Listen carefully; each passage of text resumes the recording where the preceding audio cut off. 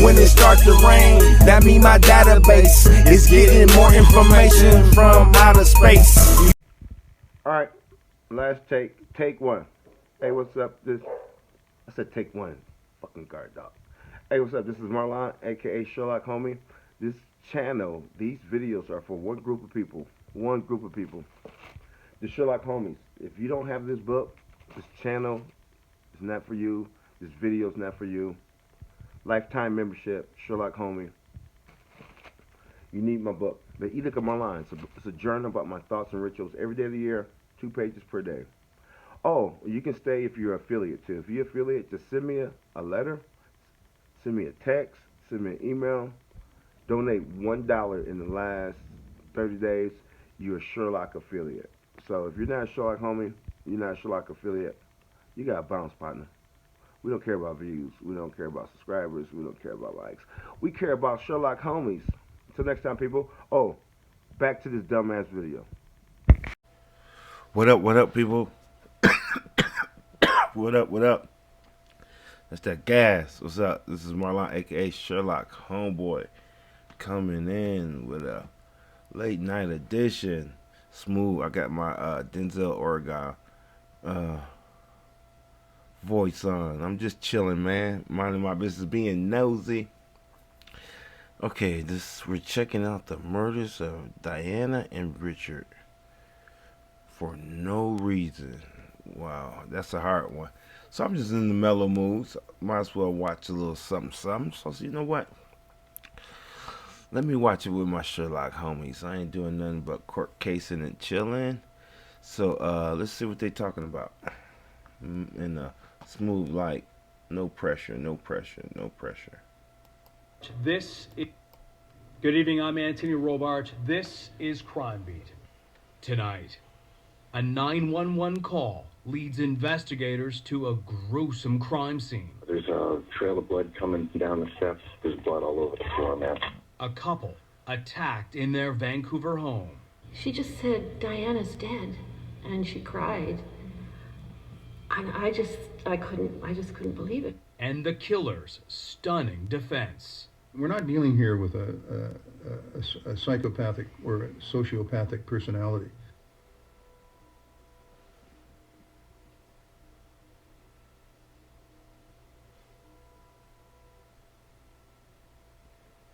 And now, here's Romina Dea with For No Reason, the murders of Diana and Richard. That's some scary shit. Something wrong with that audio.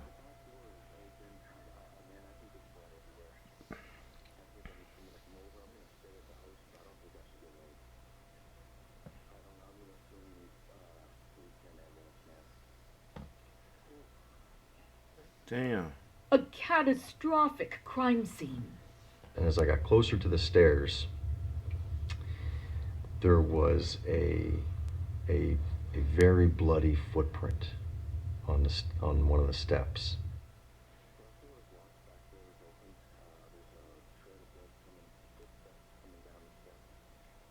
The 911 caller, calm but shaken, as he details the evidence right in front of him.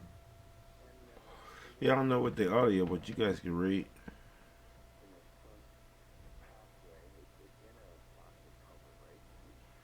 That almost seemed like stage. Door open, footprint, hatchet. Anthony Purcell telling his story for the first time. And I remember being shocked or being drawn at how bloody that shoe print was. That you could almost make out the shoe, the orientation of the footprint. And in my mind, I could tell that shoe print was facing, like, exiting the house. Purcell's gut instinct to go inside.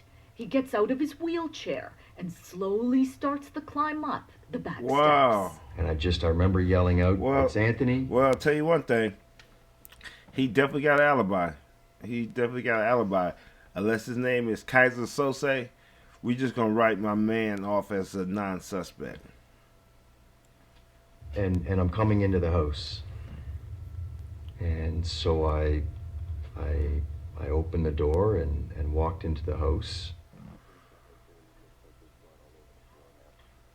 Jeez. I don't know the words. I don't have the words to describe the state of the house, the struggle that happened in the house.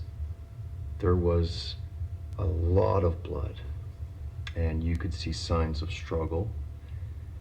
It was at that moment I knew I was in a crime scene. We start with breaking news in Vancouver, where homicide detectives are investigating what appears to be 2 suspicious deaths in a home in the area. The killings, barbaric. A married couple in their 60s murdered in their home. Vancouver police initially say the public is not at risk. 24 hours later, an about face. We haven't been able to discover a clear motive in this event. We don't know if it's targeted. We don't know if it's a random act. And that's why we're coming forward and just reminding the public to remain vigilant, report suspicious activity to us. Let us filter it out. Let us decide whether or not something's suspicious. But if you see something that just doesn't feel right in your gut, or you feel that your safety is at risk, call 911 immediately. The community's sense of security It obliterated. looked pretty secure. Residents terrorized as they wait for police to reveal the identities of the victims. And the neighbor's house is better. Disturbing development. The warning to the public as police identify the victims of a double homicide. Diana Ma Jones, a highly respected and award-winning occupational therapist, is the first victim. It's a member of her work family, Purcell, who discovers the gruesome scene.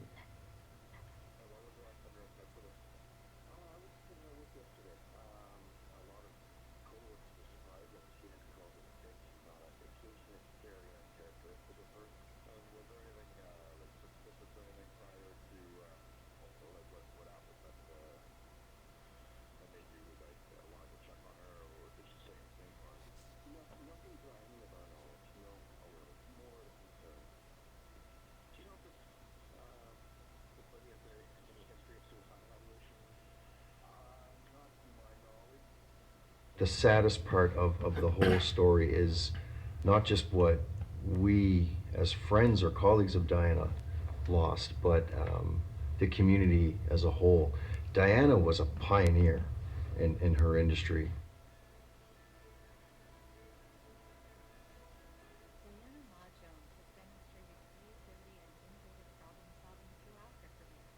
Devoted to her clients and her husband, Richard Jones, who suffered from debilitating health problems.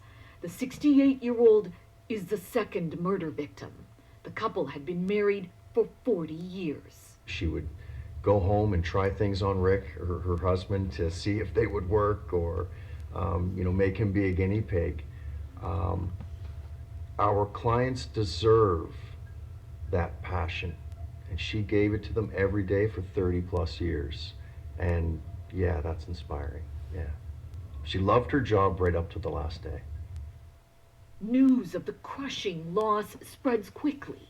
A second work colleague who dances with Ma Jones notifies the rest of the dance team.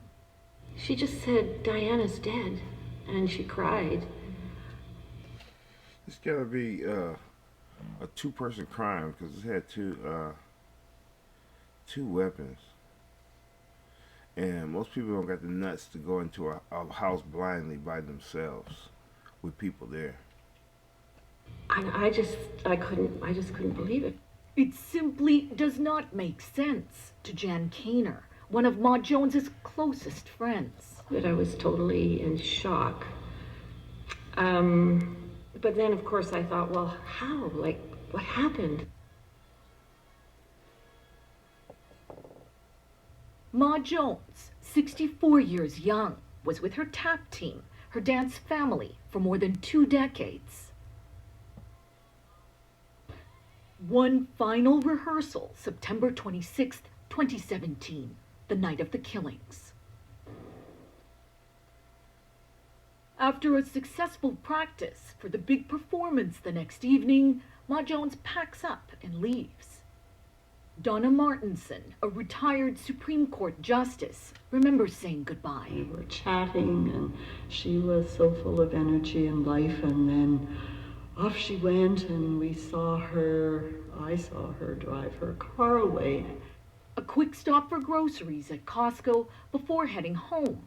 Ma Jones's husband, who uses a walker, is last seen at the liquor store before strolling back to the house. Ma Jones parks her vehicle out front, unloads the groceries, and goes inside. Wait. The killer hiding behind a tree. Oh, the killer got her? Because it would be obvious to know where the handicapped guy stayed if he's using a stroller. If he didn't drive and just used the stroller to the liquor store and back. I don't know. Let's keep going. Coming up, piecing together the couple's final moments and the hunt for a killer. We're going to take our break right with them. Marco. Y'all gonna get used to. Y'all gonna get tired of this dumb video. Hey, this is for Sherlock Holmes only. Welcome to my page. My name is Marlawn. This is Marlawn 7 channel. This channel is dedicated for one group of people.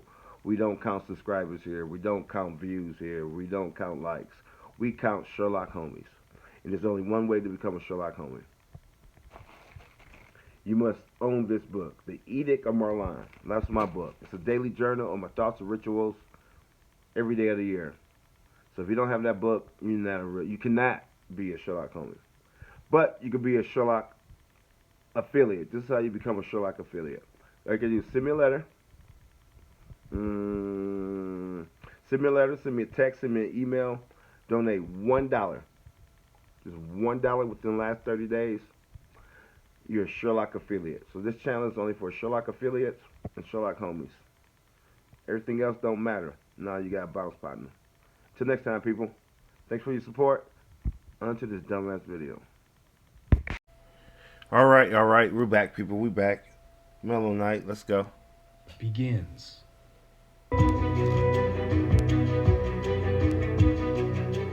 A man calls 911 after finding blood and signs of a struggle at a co-worker's house. The home belongs to a Vancouver couple in their 60s, Diana Ma Jones and Richard Jones. It's September 2017. And now, here's Ramina Dea with For No Reason, the murders of Diana and Richard. I've spoken to the members, the uniform members that arrived on scene in response to the 911 call. They're still, to this day, I would say, traumatized of what they saw inside. The team commander of the Vancouver police investigation, astounded by the level of violence. We have agreed to conceal the staff sergeant's identity because of his current unit. They describe it as a horror movie. One of the worst things they've come across in their combined 100 years of policing service. They still talk about it today. So it was a very graphic, very horrific scene for the members that first arrived on scene. Obviously, they knew right away something had gone very, very wrong. The killer enters through the front door, slits the throat of Ma Jones, then hacks and slashes her husband more than 100 times. They saw lots of blood, pools of blood that was drying. Obviously scenes of some sort of a struggle, drag marks. Basically the entire floor, walls with spatter of blood. They followed the drag marks into the bathroom, and where they found two bodies in the shower stacked up on top of each other. It appears Ma Jones dies quickly after her carotid artery is sliced right inside the front door. According to the evidence, her husband suffers massive blood loss. The killer continues cutting even after Jones is dead. all over his body, back and front, legs, arms, head, torso. I don't know if there's a part of his extremities that were not touched. I believe that.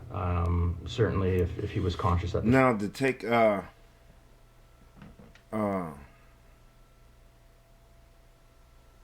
remember we said I think he walked to the liquor store and for no reason the abuse don't seem spread out. And he was, being that he was handicapped and he needed a stroller, they could easily slit his throat too. Like as in, so far it's pointing to just the no reason is pointing to the no reason on his side, especially because his mode of transportation, if he was a walker, it's easy to know where he lives at. The time he would have been in lots of agony and pain, there's no question. The killer stops for a moment, opens the fridge, eats a peach, and drinks some milk. The suspect grabs $30, some bananas, and the keys to the Kia. He's gone. There seemed to be no rhyme or reason in it. I mean, here's someone who committed 2 brutal murders and then decided to have something to eat before they left. And so, you're thinking that that person would have a history, that there may be some profile out there that matches his behavior. From what we saw, it seemed very personal in nature, some sort of grudge, maybe some sort of long-term dispute where emotions would, have got to a point where there was this extreme violence. We thought maybe this is someone who had suffered a significant mental crisis that obviously was not. What did the husband do for a living before he got handicapped? Operating, in a normal world at the time. Ma Jones, still wearing her ring and watch when her body is discovered. TVs, laptops, jewelry, untouched. Robbery or break and enter did not seem to be the motive. My belief is that he put a lot of thought into what he was going to do and how he was going to do it. He maybe didn't think through sort of how he was going to leave and exit and things like that. That obviously led us to some evidence, key evidence. DNA discovered at the crime scene, a crucial lead. Investigators run the sample in the National Police Database. We had an unknown male DNA, and there was no match to any other crime scene or any other match to any person on the DNA databank. The strongest link to the killer, the bloody hatchet left on the lawn. And the barcode from that was still on the hatchet was identified, and they were able to go and identify the very store, the Canadian Tire store, that it was purchased from. The suspect captured on CCTV footage, purchasing what's later described in evidence as a kill kit, a hatchet, baseball hat, and gardening gloves. The cash sale just 2 weeks before the slayings. He looked Oriental, like that looked like an interracial couple, and he looks like the race of the female. Who is he? Obviously, getting him identified, purchasing the items at the Canadian Tire gave every... Welcome to my channel. My name is Marlawn Heavenly. This channel is dedicated to the Sherlock homies. If you don't have this book, you are not a Sherlock homie. That's my book, The Edict of Marlawn. It's a daily journal on my thoughts and rituals for every day of the year. Information below. We don't count subscribers here. We don't count views. We don't count likes. We count Sherlock homies.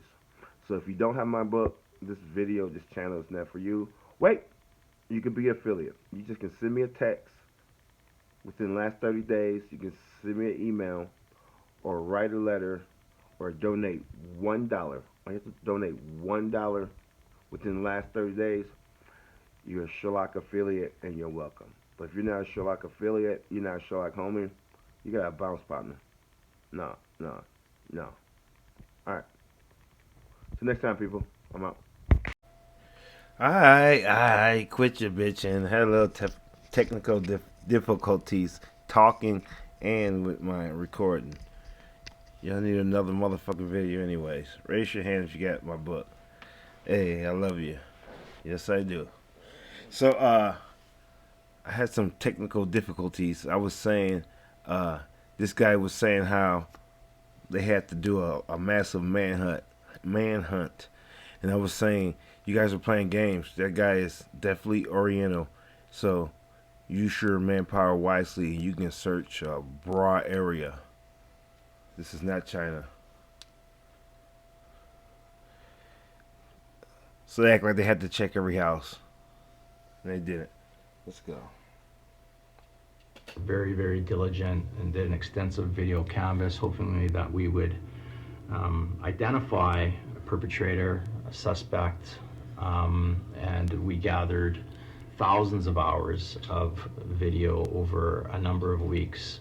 The investigation, more than $500,000. A key focus, finding the victim's vehicle.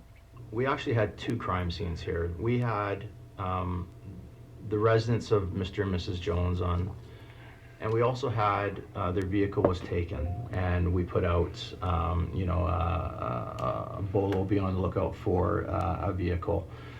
Within 12 hours, we located that vehicle, dumped, which was only 7 blocks away from the Ma Jones residence.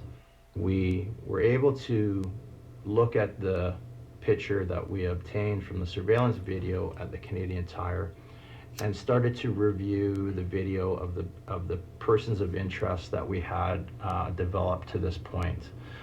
Immediately, we identified that this person was seen in the area of the dump vehicle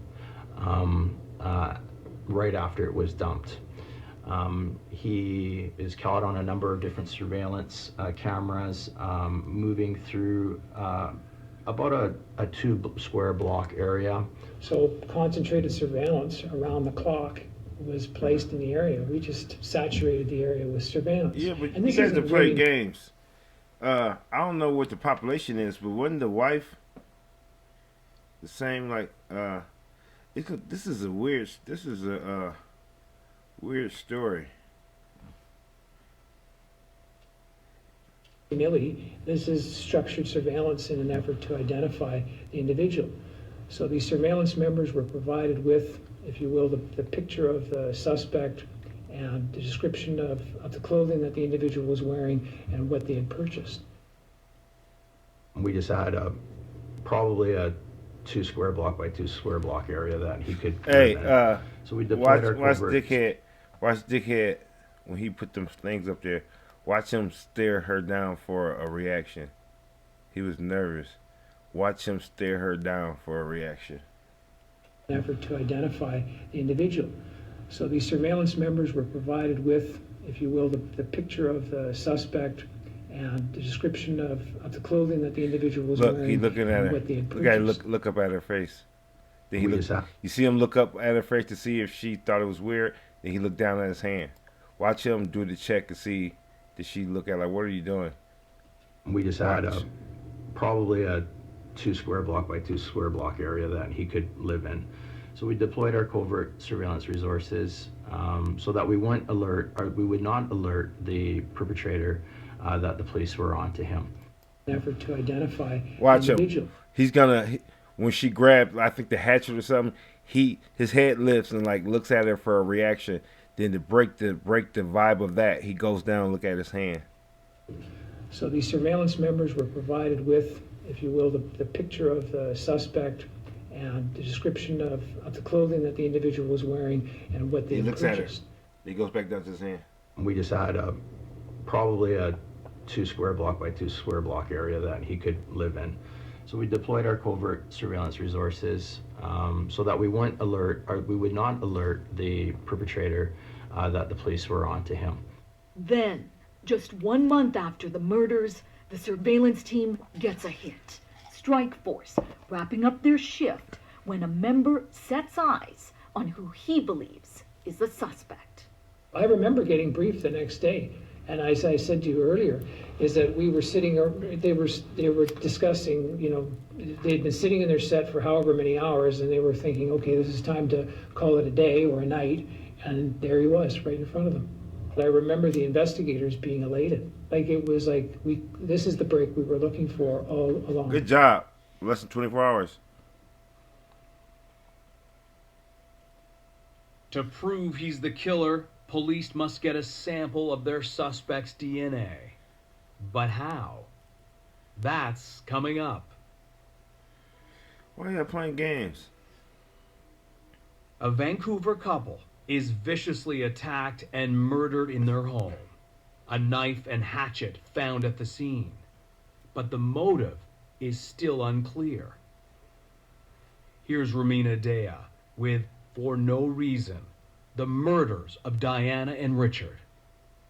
What did Richard do for a The living? surveillance team follows the suspect to the bank, where his identity is finally revealed. We were able to identify that this person was Rocky Rambo Way Cam. 25-year-old Rocky Rambo Way Nam Cam is now the prime murder suspect. Rocky Rambo, not a nickname, it's his birth name, given by his parents. It was like, thank God. I mean, it was like, this is because you know, what if you can't help but look at something like this and go, what if this was just someone traveling through town? What if this was just someone staying with someone for a night or two and we would never be able to find him? And so all these resources ultimately paid off. Paid off, but police still need to match Cam's DNA to the crime scene. The victims, strangers to the killer. Immediately started running him through our data banks. What we found is that Mr. Cam had no police history in Vancouver, had only a traffic accident in Alberta, and other than that had absolutely no history either with our mental health teams, our police in any way, shape, or form. Not even being funny. Was there any traces of him being a homosexual? Seriously, that's a good question. Was there any history of homosexuality? You know, you're thinking that this is someone that's had a history of violence. Perhaps, you know, they've been crossed paths with the police because of mental health issues. Nothing. So you go into this situation, you have to be open-minded. You can't go in with tunnel vision. What was your biggest fear? Oh, God. Because it seemed like he knew he had to catch O Girl. Knew he had to catch O Girl, but it seemed like he took his frustration out on the handicapped guy. So it says for no reason. He might not. He had to. Seems like he had to know something about what was going on in that particular house. That you know, that there was someone else that could have been involved. That he could have been purchasing this for someone else. That the DNA wouldn't match. The DNA from our crime scene wouldn't match his. We really needed to link Mr. Cam to our crime scene, and the only way we're going to do that is to obtain his DNA, and we had to do this obviously covertly. Okay, that's what pisses me off. They got a guy buying the hatchet in a double murder. They got him spotted where the car was dropped off. And they're going to let this dude walk around as they secretly follow him. I don't care what you say, man. Fuck that shit. That should be enough to get his DNA. What the fuck is y'all doing? Seriously? But how? Police encounter a major obstacle. Mr. Cam did not come out of his house very often. Of the 12 days of surveillance that we had on him, 24 hours a day, he came out of his residence 3 times. So okay, now internet. Where we would normally obtain cast-off DNA was not an option in this case. Obviously, we had public safety considerations. We couldn't wait days and days and days waiting for him to go to a restaurant or go to Starbucks to, discard a coffee cup or some eating utensils. We had to be more creative in trying to obtain his DNA without alerting to him of the investigation. An undercover sting is launched. Thankfully, Mr. Cam came out of his residence one evening and followed a similar routine than he did previously, and he went to the grocery store. Waiting for Cam, a nice female officer wearing a fake cast, according to a source. Police not prepared to discuss details, but they walk us through the unsuspecting operation. We had a police officer in plain clothes talk to him and ask if he could do a favor and help her with opening up a water bottle and a pill container. From that, we were able to obtain Mr. Cam's DNA. We were fortunate that Mr. Cam was willing to help her. It wasn't an unusual request, something that you probably would do if you got asked to help someone. Y'all being as well, cute. Y'all being cute. That were having trouble opening up a water bottle or a pill container. The strategy was one that's worked before, and at the end of the day, he was prepared to listen to some young woman that approached him who was very friendly, and it's amazing what some guys will do if they're asked. To open a water bottle? Some breaking news in an unsolved double homicide, an arrest and charges in connection with the murders of a couple in Vancouver's Marlawn neighborhood. Sophia, 25. Oh, okay. No, that's almost, I'm getting a better understanding because it looks like a non-white community. Actually, it looks like, I don't even know their race, but it looks like a brown community because he kind of looks like the victim, same nationality or whatever. She and the other reporter got some type of Asian, light Asian and white going on. 5-year-old Vancouver man is now facing murder charges. 6 weeks after the killings, Cam is arrested at his home, less than a kilometer away from the victim's house. He's charged with 2 counts of first-degree murder. The community relieved there's been an arrest, but still in the dark as to why. What is the motive?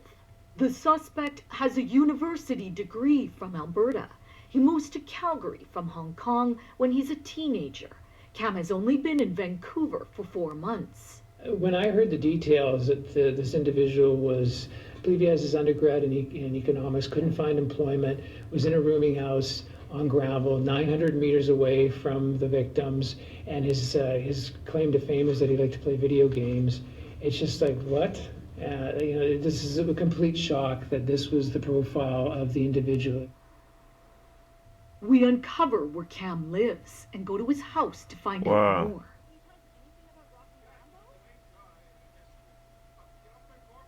Cam's roommate and landlord asked us to leave. We're in the process of doing so when things turn violent. Wow. Oh, shit. Oh, shit. The suspect enters the interrogation room.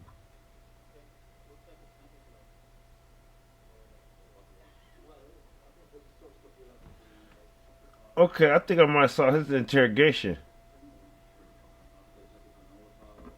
Cam relaxed. He appears almost embarrassed when the origin of his Hollywood name comes up.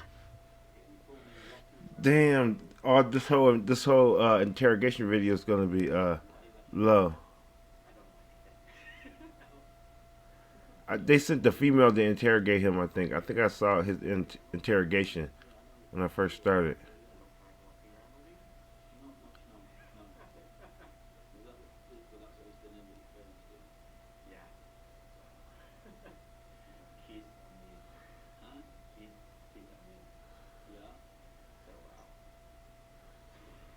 Coming up, a marathon interrogation. Cam's reaction when police press for answers. Nope. This must be a different one. This is a different lady, I think, interviewing her. She was trying Rocky to be nice. Rambo Wei Nam Kam has been charged with 2 counts of first-degree murder. A Vancouver couple in their 60s attacked with a knife and hatchet. Will he confess? We return to Ramina Dea. Hey, that landlord was on 10 too. The murders of Diana and Richard. Sergeant Leah Terpsma, brought in to crack Cam. The veteran interrogator starts off as the good cop. Damn, this is gonna be low. We can't really hear what you're saying.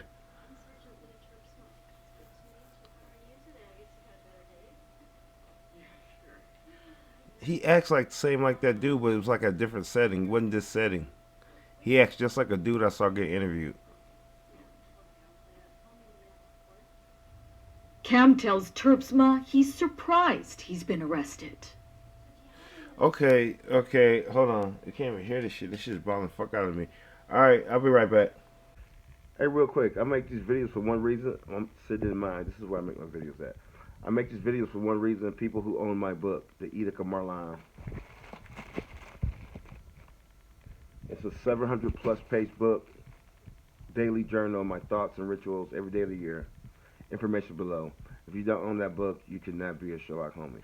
But you can be a Sherlock affiliate. All you have to do is write me a letter, send me a text, send me an email, donate $1, just $1.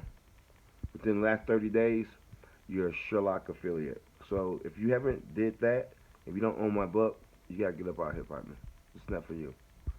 We don't care about views. We don't care about subscribers. We don't care about likes. This is for my Sherlock homies. Appreciate y'all. Till next time. Alright, sorry for the difficulties. We're not about to hear the interview, but we're just gonna get through it rather than quit. I hate quitting anything besides bad habits. That gotta be the same guy. They must have interviewed him again.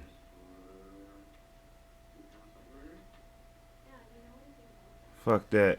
Hey, at the same time, they better have a different interview because people always say black people look alike, and that shit sounds like a bunch of bullshit.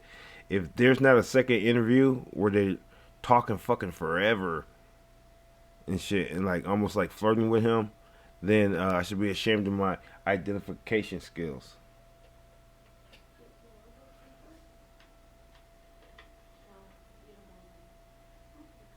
At the same time, The two break bread, talk about life, a strategy to gain trust.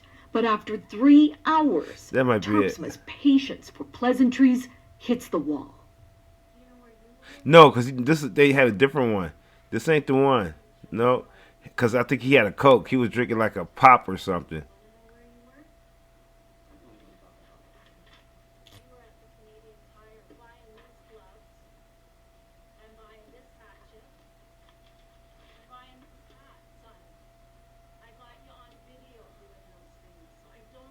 You gotta look at her like you.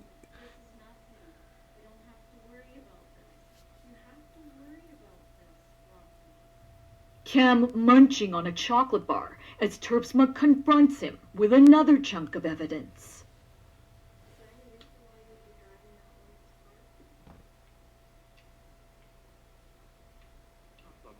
Man, he throwing down.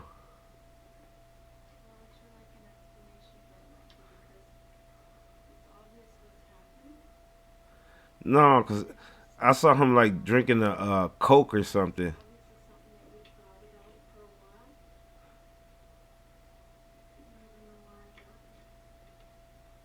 Hey, is there any connection between that landlord and the old guy?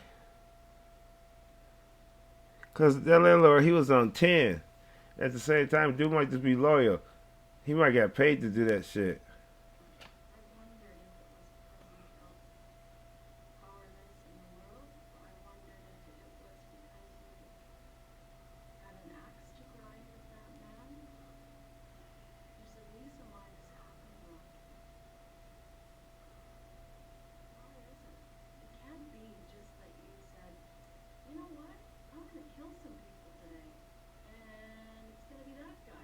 And if that's the case, his computer should show that.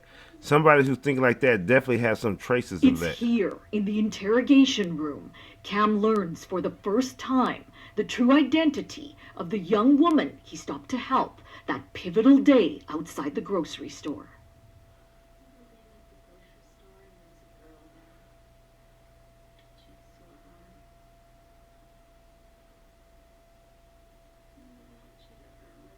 Yeah, they had this hot sauce. They already had his ass.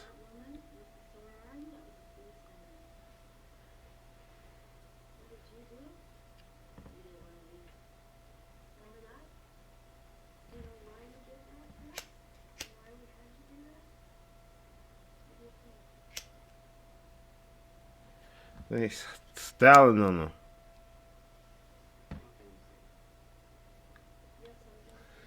I swear he had a Coke. He was drinking like a Coke. They had to have a different interview.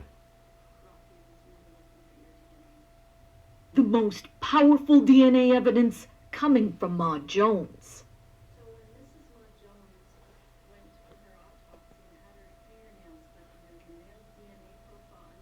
Her fingernails. Man, I hate y'all can't hear it. Sorry, people. We're going to get through it.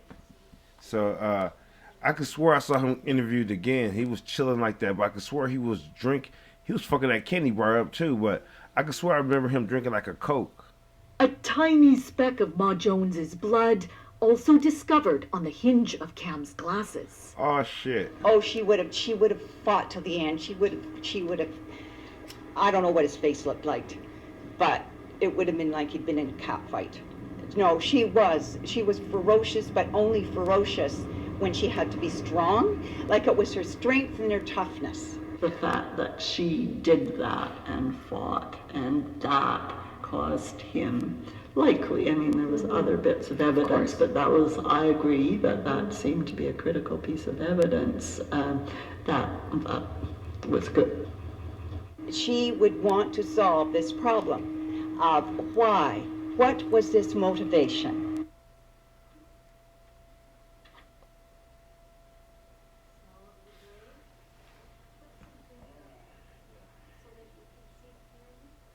The accused appears worried as Terpsma meticulously takes him through the crime scenes.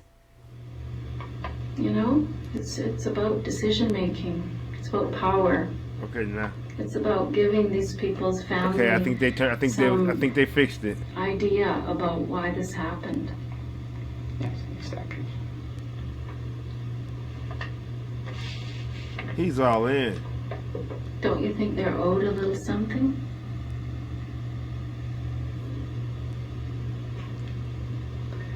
I really have nothing to say. Nothing swayed him. So there's an interesting, for me it's interesting because my experience when you're dealing with someone that's a hardened criminal, you'd expect that kind of behavior. But when you're dealing with someone that has never had any dealings with the police to commit that type of crime, and then to be as closed-mouthed, if you will, in the interview as he was. And despite all the evidence that was presented to him in the interview, he wasn't moved, which is in and of itself is chilling. After 8 grueling hours, Terpsma moves in to extract a confession.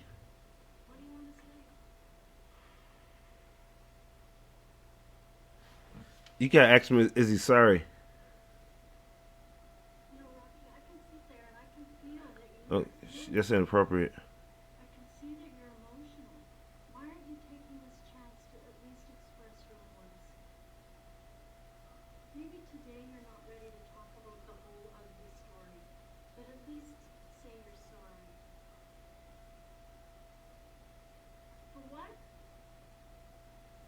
He's a gangster.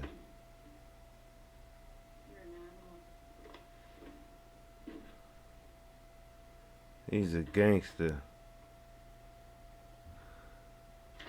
And that almost leans to, like, as in he might really be a gangster. Like, as in no reason, it's not no reason just because he won't tell you. Because even for no reason, that's a reason in itself. So there's a reason. He might have picked them randomly, but there's a reason.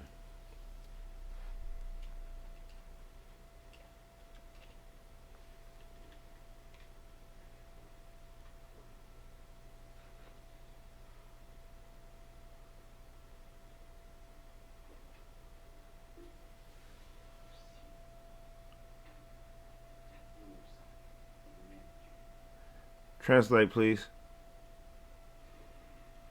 Coming up, the stunning defense that's presented in court. Charged with 2 counts of first-degree murder, Rocky Rambo Waynam Cam takes the stand to reveal his side of the story. Here's Ramina Dea with the conclusion of For No Reason, the murders of Diana and Richard.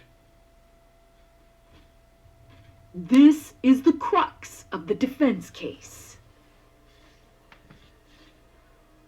Cam thought he was in a violent video game when he killed the Joneses, 2 innocent strangers, says defense. This is the only case that I'm aware of where there has been a random killing for no reason.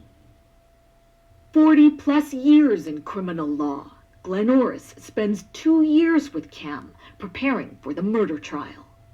The issue of motive remains unanswered. Why did Cam do this? Well, if I had an answer to that question, it would have been presented at the trial. You were at the trial. That was a question I asked early on. Hey, I still say, just because he don't say why, don't mean it's for no reason.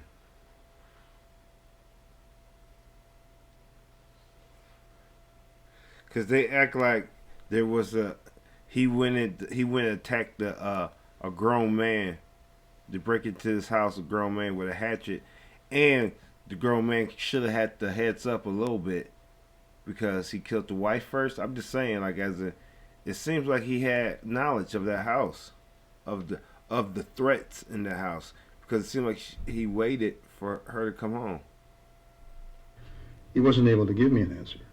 Is it that he wasn't able to give it to you, or that he wouldn't? No, I believe, I mean, initially I thought that he's just not being straightforward with me. But I came to believe that he really couldn't. He really couldn't understand why he did this. He never denied that he had been involved in this, and that he'd done this. The killer testifies he's gaming and reading comic books 12 to 13 hours a day at one point, in isolation, little time left for food and sleep.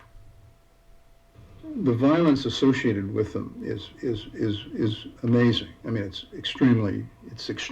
The studies about how gaming affects people and the extent of the gaming affects people are in their infancy, and that they've found that there's actually a physical change in a person's brain who's addicted to gaming. They don't know how that occurs or what the effect is, but that's the case. It's not really based on science. It's not something that you can actually test and reproduce in a scientific way. There are millions of people that play violent video games. And here's the only thing is y'all break it down to like dumbasses. If he was a gamer like that, he was communicating while playing. They communicate while playing, so there's more investigation need to be done. Because if he was a gamer like that, his friends are digital, and they're actually his friends. They talk a lot. All over the world, and they don't kill people. I agree. No, I agree. I'm not saying this is the answer. I don't know if it's the answer, and I'm not saying it is the answer. Okay? All I'm saying is that it was the only information I had that suggested an answer. I don't believe that a person who is unaffected by whatever can go into a house and create the chaos and the violence that occurred in this case. There has to be something that conditions you to allow you to do that. I don't believe psychologically a person who is otherwise normal and could do. What he just got there 4 months ago too, so you haven't brought up checking out his past locations and why he moved there. So was that his first killing? Like, come on, like seems like y'all got the DNA and y'all just closed the book and said for no reason. Is he a serial killer? Do that. No prior history of violence, no drug or alcohol addiction, no diagnosed mental Hey, that's fucked up. They giving this dude a pass on his history because he never got caught before. And this crime seems so random. How could they go back and stop checking in his past because he has no criminal record or drug use history? How lazy is that? Based upon how random this crime seems like, he could have been a hitman for years. And actually got paid to do that shit. And that's why he was there in the first place. And that's why he was right around the corner studying them. Disorder. No unexplained family trauma. We work I'm very just closely saying, together. you gotta check that shit out. You can't just, oh, he never been arrested before. He don't have no history of drug use. Oh, this is no. You might be dealing with a slick motherfucker. With all his family. Everything from his father, mother, brother, and sister. And we worked very closely with them. Again, trying to get insight into his background and why something like this could possibly happen. There was nothing, and they gave us a lot of information. And they were all completely dumbfounded, as dumbfounded as the rest of us, as to how this could possibly have happened. I mean, we're not dealing here with a psychopathic or a sociopathic personality. That's not the case. He doesn't fit into that at all. Marco. Hey y'all, instead of wasting time saying it every day, these videos are for Sherlock homies only. Sherlock homie, to become a Sherlock homie is one way. You gotta have my book, The Edict of Marlawn. There's no way, damn I look rough. There's no way you're a Sherlock homie without my book. So, but you can become a Sherlock affiliate. To become a Sherlock affiliate, all you have to do is send me a letter, send me an email, send me a text, donate $1 within the last 30 days, you're a Sherlock affiliate. So if you're not a Sherlock affiliate, you're not a Sherlock homie, you gotta get up out here, partner. Nah, you gotta go. You gotta go. Same for you. Try snitching. Marco. Polo. You said Marco. You said Polo. You said Marco. You said go slow. The only time that he became quite emotional when dealing with me was that for some reason I had to show him some of the autopsy photographs. And when he looked at the photographs, he broke down, actually broke down. And I think that was probably the first time that he'd actually realized within himself, when I say realized, I mean within himself, what he'd done. The appropriate verdict, manslaughter, argues Orris.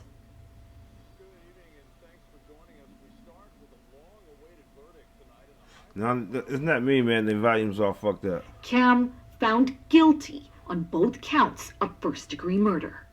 A painful journey for justice for the victims' families who have waited 3 years. Ma Jones's family respectfully declines comment, requesting privacy. I know that they wanted me to say that they were very pleased and impressed with the police. I'm really pleased that he didn't get off in any way, and he didn't plead insanity. Madam Justice Laura Giroux ruling Crown proved, beyond a reasonable doubt, the killings of the Joneses were planned and deliberate. Yeah. Giroux finding Cam's testimony not believable. The Yeah. gaming theory rejected. Yeah. No scientific proof The sentence, life in prison with no eligibility for parole for 25 years. Well, that's not the result we were hoping for. Crown fought for a consecutive sentence, no parole eligibility for 50 years. So it will be 2042 before he can apply for parole. 2042 is no, fuck no. Fuck no. Fuck no. That's kind of fucked up. I know people in jail for dope, non-violent, never had a violent charge. I know people doing more time than that for dope. And as Madam Justice Giroux pointed out, Big Meech got what? Big Meech got more than that. There's no guarantee that he will get parole. Why do you feel that he potentially poses a risk to the public still? Well, it's based on the circumstances of the offense. Wait. I've been doing this for a while now. I think I'm gonna hand out an award to the dumbest question I ever heard. There's no dumb questions. Bullshit. Did this lady just say that? Hold on, let me hear what this lady just said. Justice Laura Giroux ruling Crown proved, beyond a reasonable doubt, the killings of the Joneses were planned and deliberate. Giroux finding Cam's testimony not believable. I know that reporter didn't just ask that question. The gaming theory, rejected. No scientific proof. The sentence, life in prison with no eligibility for parole for 25 years. Well, that's not the result we were hoping for. Crown fought for a consecutive sentence, no parole eligibility for 50 years. So it will be 2042 before... I think the dumbest question in the history of Sherlock Homeboy has just been said. He can apply for parole, and as Madam Justice Giroux pointed out, there's no guarantee that he will get parole. Why do you feel that he potentially poses a risk to the public still? Well, it's what we were hoping for. Crown fought for a consecutive sentence, no parole eligibility for 50 years. So it will be 2042 before he can apply for parole, and as Madam Justice Giroux pointed out, there's no guarantee that he will get parole. Why do you feel that he potentially poses a risk to the public still? Hey.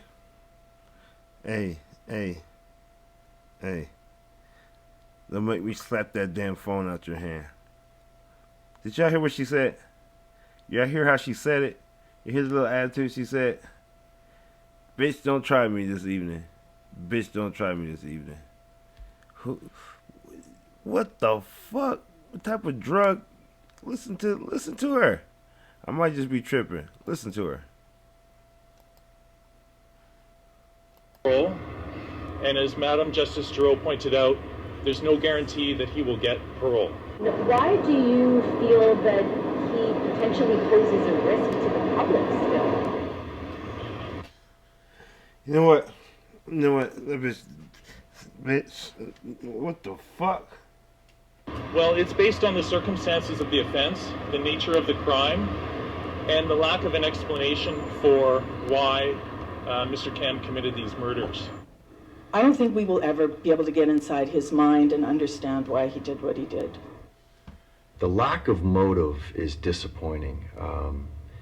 It's tragic to think that 2 lives were needlessly taken for no reason, and a reason that will never make sense to myself or anyone else. I don't have any hesitation in saying right now that he's probably rehabilitated. I mean, That's a bold statement. Well, it's based on our discussions, him and I discussing these issues. Can you expand on it? People be selling their soul, don't they? If you can't crack down, like, if he don't know why he did it, I will ask him enough questions to put it together. When did you think about, how did you know he was going to kill him? How did this, that?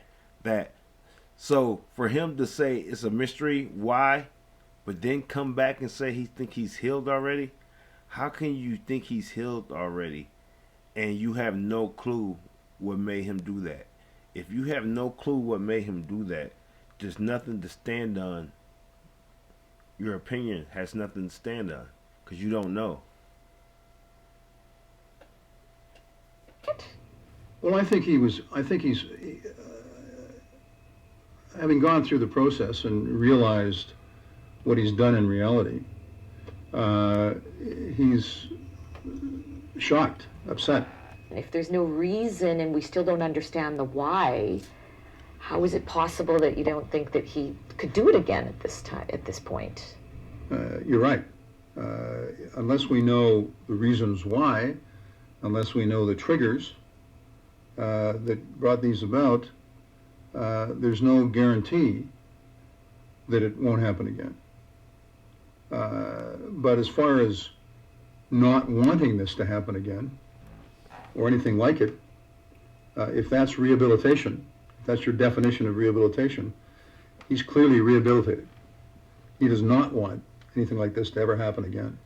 I don't think I have the training or the background to determine whether or not Mr. Cam is rehabilitated now or will ever be rehabilitated. I'm not sure that, with all due respect, Mr. Orris has that training, knowledge. Just from my experience of 29 years as a police officer, seeing what we saw as investigators and the brutal attack, murder of these two innocent senior citizens, I do believe he poses a risk to society. Cam will be in his early 50s before he's permitted to apply for parole. Will he be released? That's up to the parole board. What is clear is Ma Jones's loved ones refuse to be buried in sadness, instead vowing to honor her life, regardless of whether a motive is ever revealed. I would like to know, but that's not the most important. I think the most important thing is to have a memory of Diana and her good life, and it's over, and we can't bring her back. We talk about Diana a lot. We think about her when we're dancing. Her family, I wasn't going to say this, but her family very generously gave us a large donation from her estate to help us with the two things that she loved the most about dancing, and it was costumes and trips. So we have to keep dancing. So they're having fun. We loved her. She was so vibrant, young, and how enthusiastic she was and how beautiful she was. Diana is my inspiration. I'm so inspired by her independence, I like her braveness, how fit she was. And I just feel she had so much more to do. She was a very integral part of our group for 25 years, and you just can't lose that without missing that person. Diana would have said to us, would say to us, move on. Now is the time to cherish her memory, but move on and honor her in the doing of that, in the dancing. The Ma family say they are devastated by the murders of Diana Ma Jones and Richard Jones.